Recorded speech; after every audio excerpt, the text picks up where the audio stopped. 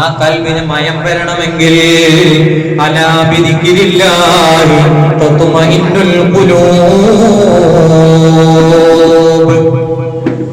നിങ്ങളെ മനസ്സിന് അലി വരണമെങ്കിൽ, നിങ്ങളെ കൽബിന്റെ പാറന്റെ കോലം മാറിയിട്ട് നല്ല ചവിടി മണ്ണ് കുഴച്ച പോലെ നനവുള്ള കോലത്തിലാകണമെങ്കിൽ ദിക്ർ ചെല്ലണം. ദിക്ർ നല്ലോണം തിന്നണം, നല്ലോണം വേണം. ഖുർആൻ ദിക്റാണ്, അല്ലാഹു പഠിപ്പിച്ച ദിക്റുകൾ, ഹബീബായ സല്ലല്ലാഹു അലൈഹി വസല്ലം ദിക്ർ വേണം. ദിക്റില്ലാണ്ടൊന്നും രക്ഷപ്പെടൂല, ദിക്റില്ലാണ്ടൊന്നും രക്ഷപ്പെടൂല. നമ്മൾ ചെയ്യുന്ന അമലിന്റെ പ്രധാനപ്പെട്ട വിഷയം എന്താണോ അതായിരിക്കും അവന്റെ അവസാനത്തെ കർമ്മം. നബിയുനാ റസൂലുള്ളാഹി തമ്മാടിത്തരത്തിന്റെ വാക്കാണ് മരിക്കാൻ സമയത്ത് അതേ നമുക്ക് വരൂ,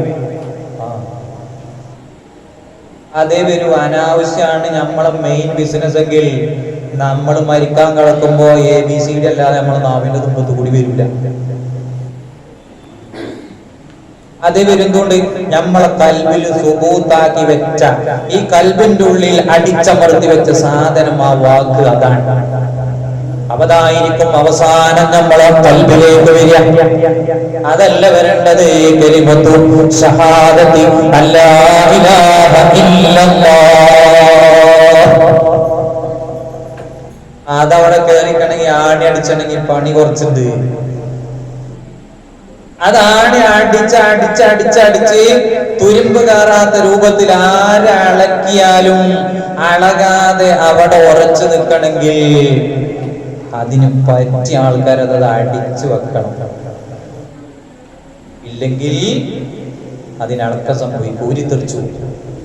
അല്ലേ? നമ്മളെത്ര വില കൊണ്ട് കോടിക്കണക്കിന് റുപ്യേന്റെ വണ്ടികൾ, ഭയങ്കര സേഫ്റ്റി, അതിന്റെ നെട്ടും ബോൾട്ട് ഊരിപ്പോണില്ലേ?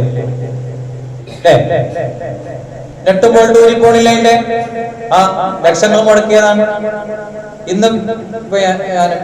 ഇന്നലെ വരുന്ന സമയത്ത് ഒരു വണ്ടിയുണ്ട് റോട്ടില്, അതിന്റെ ബാക്കത്തെ ഒരു ടയർ പൊട്ടി കണ്ടു. റോട്ടിൽ നടുവില് ഒന്നുകൊണ്ട് ഊരിത്തെറിച്ചു. എന്താ?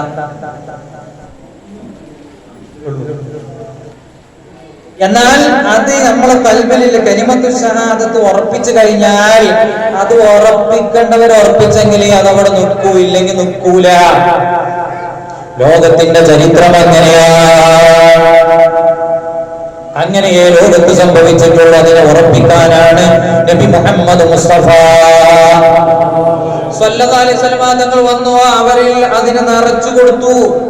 എന്നിട്ട് പറഞ്ഞു, ഇന്റെ സ്വഹാബത്ത് നടന്നു പോണ വഴിക്ക് കൂടി നിങ്ങൾ പോയാൽ നിങ്ങൾ നന്നാവും.